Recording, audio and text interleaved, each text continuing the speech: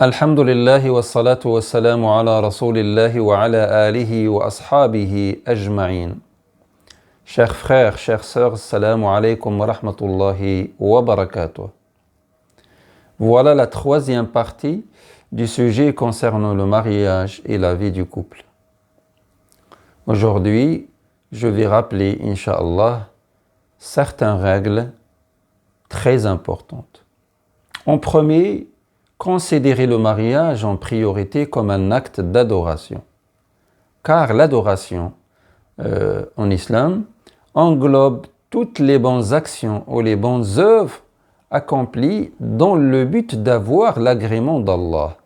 Allah Ta'ala dit dans le Coran, Surat Al-An'am, dit en vérité ma salat, mes actes de dévotion, ma vie et ma mort appartient à Allah, Seigneur de l'univers. Et le prophète sallallahu alayhi wa sallam a dit, quand la personne se marie, c'est qu'elle a complété la moitié de sa religion, qu'il craint donc Allah dans l'autre moitié.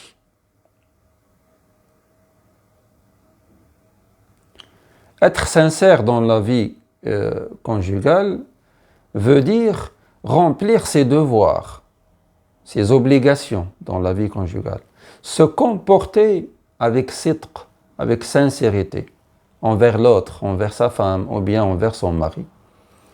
Et on est récompensé auprès d'Allah selon le degré de la sincérité et de l'effort qu'on fait dans notre comportement envers l'autre. Et à chaque fois donc qu'on est sincère, on aura plus de récompenses auprès d'Allah.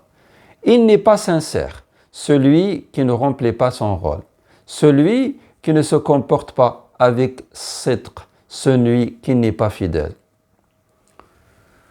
Deuxièmement, n'oublions pas de dua, n'oublions pas l'invocation. Il ne faut pas négliger les invocations car elles contribuent énormément à renforcer, à consolider le couple et la famille. D'après Thawban, radiyallahu anhu, le prophète sallallahu alayhi wa sallam a dit « Ne repousse le destin que l'invocation ». Il nous rajoute dans le terme de vie que le bon comportement envers les parents.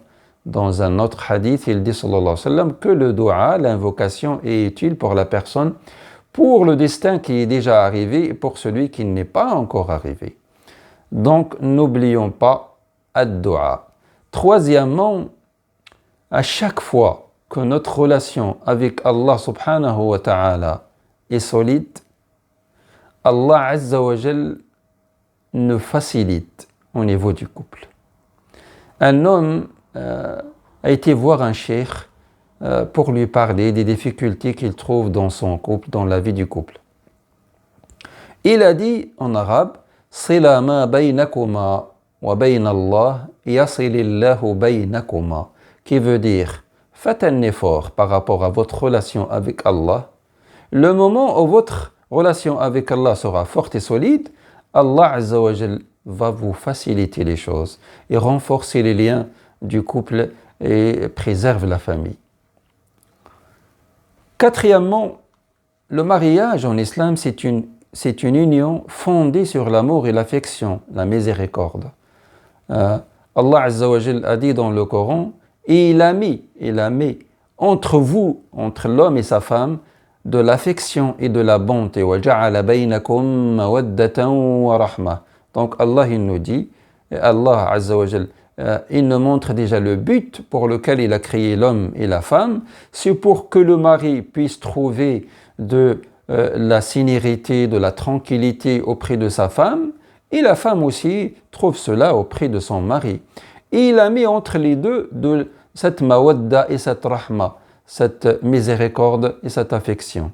Malheureusement, beaucoup de personnes se sont éloignées de cette affection ou bien de cette règle qui devait être la base de la relation entre les couples. Au lieu de cette mawadda, de cette rahma, on trouve que la vie du couple devient un conflit permanent, malheureusement. L'exemple de Aïcha et le prophète sallallahu alayhi wa sallam. La relation de Aïcha radiyallahu anha avec le prophète sallam était si forte qu'elle était très proche du prophète sallallahu alayhi wa sallam. Il arrivait fréquemment que le prophète sallallahu alayhi wa sallam s'endormait sa tête sur les genoux de Aïcha radiyallahu anha et elle ne bougeait pas pour qu'elle ne dérange pas son sommeil. Une fois, Amr ibn al-As radiyallahu anhu, un compagnon du prophète sallallahu alayhi wa sallam, il a demandé à notre prophète bien-aimé alayhi salatu wassalam, qui aimez-vous le plus? La réponse du prophète sallallahu alayhi wa sallam était directe, Aïcha. Amr ibn al-As, il dit, ô messager d'Allah, ma question concernait les hommes. Je parle des hommes, pas des femmes. Il a dit donc, c'est le père de Aïcha, Abu Bakr, qui était son ami le plus proche. Donc le prophète sallallahu alayhi wa sallam, il n'a pas hésité à répondre à Amr ibn al-As qu'il aimait Aïcha radiyallahu anha beaucoup plus que n'importe quelle autre personne. Aïcha radiyallahu anha aimait le prophète sallallahu alayhi wa sallam et l'absence du prophète la rendait inquiète. Elle se leva une nuit, elle ne trouva pas le prophète alayhi wa sallam dans son lit, elle commença à chercher où il est, dans l'obscurité. Il n'y avait pas d'électricité à cette époque-là. Sa main toucha le pied du prophète sallallahu alayhi wa sallam. Elle a compris qu'il était occupé dans la prière. Et le prophète sallallahu alayhi wa sallam se levait la nuit pour prier une bonne partie de la nuit. Alayhi salatu wassalam. Une autre fois, elle ne l'a pas trouvé la nuit. Donc, elle a entendu le bruit de la porte et elle a dit, peut-être il est parti chez une autre femme. Car il avait plusieurs femmes, le prophète sallallahu alayhi wa sallam. Aïcha le suivait, bien sûr, pour voir où il va, la jalousie des femmes. Et là, elle voit que le prophète sallallahu alayhi wa sallam, il est sorti pour autre chose. Comme la réalité était loin de mon imagination, dit Aïcha radiyallahu anha, il est parti au cimetière pour faire des doigts pour les morts musulmans. Le prophète sallallahu alayhi wa sallam connaissait si bien Aïcha qu'il savait à tout moment son humeur de l'instant. Il a dit, je sais, ô Aïcha, le moment où tu es satisfaite de moi et quand tu es en colère contre moi. Elle lui demanda comment. Il a dit, quand tu es satisfaite de moi, tu dis, par le Seigneur de Mohammed. Mais si tu es en colère contre moi, tu dis, par le Seigneur d'Ibrahim,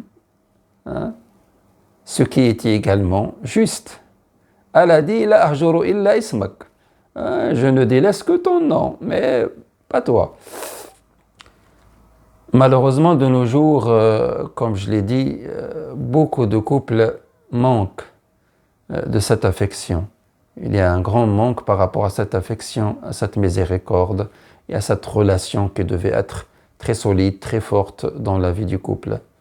Qu'Allah subhanahu wa ta'ala renforce les liens du couple musulman. Allahumma amin. On termine, Inch'Allah, dans la 4e partie pour citer les autres règles importantes qui devaient exister dans la vie du couple musulman, Inch'Allah. اللهم يا رب العالمين يا أرحم الراحمين يا أكرم الأكرمين يا ذا الجلال والإكرام اللهم احفظ عائلاتنا جميعا اللهم يا ربي سهل لشبابنا الزواج وأجمع الطيبين بالطيبات اللهم وفقنا لما تحبه وترضاه وصل اللهم وسلم وبارك على النبي وعلى آله وأصحابه أجمعين الحمد لله رب العالمين.